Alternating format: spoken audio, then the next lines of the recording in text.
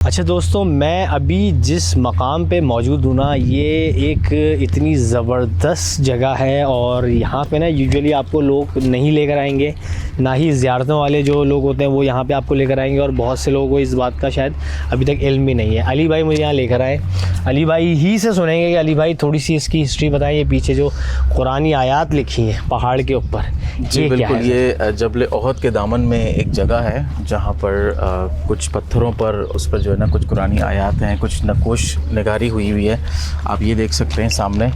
और अभी सऊदी हुकूमत ने भी इसको जो है ना प्रॉपर एक ज़ियारत के तौर पर ओपन करने का इरादा किया है, तो तभी ये आपको ये सामने ये सारी बाउंड्री नज़र आ रही है। सही। तो ये आप देख सकते हैं, चूँकि अगर आप वहाँ फोकस करते हैं तो वो भी आप देखें सामने लिखा हुआ है इसके ऊपर, पहाड़ों के ऊपर कुछ कुरानी आयात हैं, लेकिन इसकी कोई अथेंटिक हमारे पास ऐसी इन्फॉर्मेशन नहीं है कि ये कब लिखा और किसने लिखा, ऐसी कोई इन्फॉर्मेशन नहीं है। हाँ, जब ये इसको प्रॉपर एक ज़ियारत बना देंगे और इसको पूरा जो इनका डिपार्टमेंट है टूर रिसर्च वाला का रिसर्च का, तो फिर इस पे जो है वो पूरा एक लिखेंगे कि भाई किस सहाबी ने या किसने यहाँ पर क्या लिखा, कुरान की कौन सी आयत लिखी या इस तरह। क्योंकि मुझे याद है कि जब मैंने मतलब कहीं पढ़ा था कि जब नबी पे वही आया करती थी तो वो जो है अपने जो लिखने वाले जो जानते थे लिखना, उनसे वो किसी भी जगहों पे लिखवा लिया करते थे, चाहे वो पत्थर हो चाहे वो कुछ, महफूज करने के लिए। ऐसे ही है ना, करीम जब नाजिल हुआ तो पत्थरों पे लिखा गया, ऐसे ही गया, तो इस तरह से खाल पे लिखा गया, ठीक है ना, चमड़े पे लिखा गया, तो वो इस तरीके से। लेकिन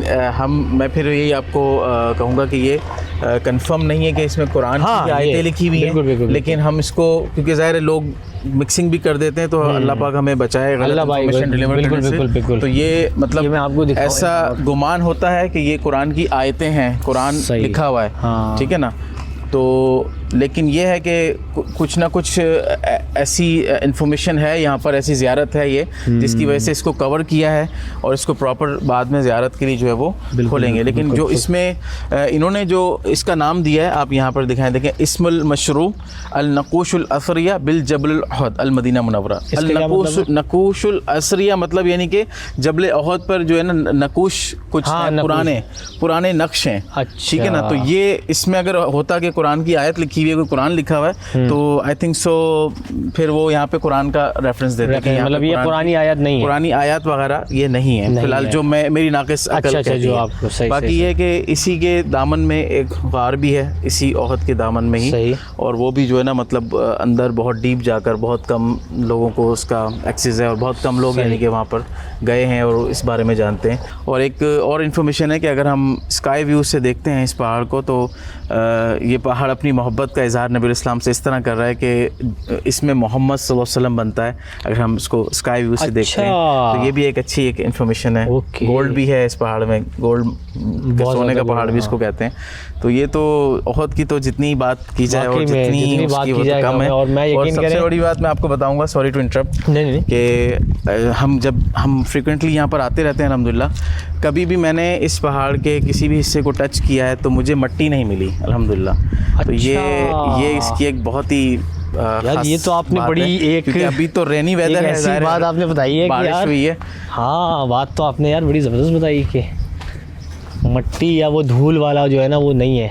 बिल्कुल, आपको कहीं भी ये नहीं मिलेगा, मतलब यहाँ तक कि आगे जाकर भी आप देखेंगे तो आगे भी उस तरह से यानी कि नहीं है कि कोई मिट्टी या कोई इस तरह से बहुत ज़्यादा यानी कि एक खूबसूरत एक इसका। समझ गया यार, ये बड़ी प्यारी आपने जो है ना वो एक कहते हैं ना इन्फॉर्मेशन दे रहा है। भाई देखिए, मैं ये जो वीडियोस बना रहा हूँ ना, ये मैं इसलिए बना रहा हूँ कि ये जो है ना लोगों को ज़्यादा से ज़्यादा नॉलेज मिले इस्लाम की, और कोई भी भाई इंस्पायर होता है और दीन की तरफ जो है ना अपने आप को राग़िब कर ले। कहने को तो हम मुसलमान हैं, लेकिन सो कॉल्ड मुसलमान हैं अली भाई। अल्लाह पाक हमें सही मायनों में इस्लाम को समझने की तौफीक अता फरमाए, और अल्लाह जो है ना अपने से करीब जोड़ ले, और ईमान पे आखिरी जो है ना आपका इख्तिताम हो।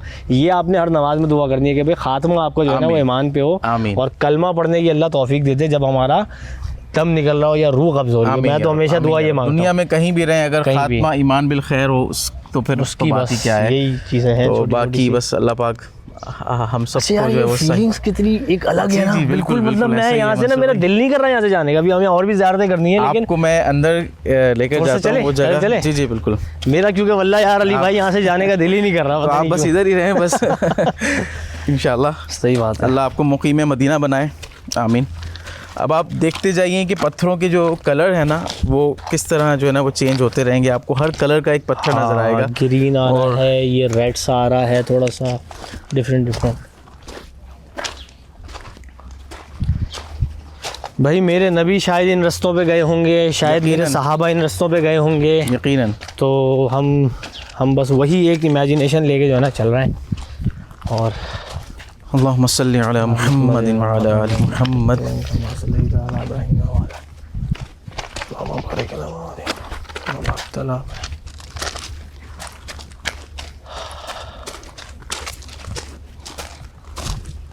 वाकई में यार बड़ी ज़बरदस्त बात बताई अली भाई आपने। मट्टी नहीं है कहीं, धूल मट्टी है ही नहीं, कहीं भी नहीं है। देखें आप, बिल्कुल मैं आपको चैलेंज के साथ कह सकता हूँ क्योंकि अल्हम्दुलिल्लाह, और ऐसा नहीं कि मतलब वो समझ लें कि गर्मियों में भी सर्दियों में भी, बल्कि इवन बारिश कितनी हुई है, तूफ़ानी हवा चल रही है, उसमें भी जब भी यहाँ पर कभी आना हुआ तो कभी भी मट्टी धूल इस तरह का अल्हम्दुलिल्लाह इस पहाड़ पर तो देखने को हमें नहीं मिला।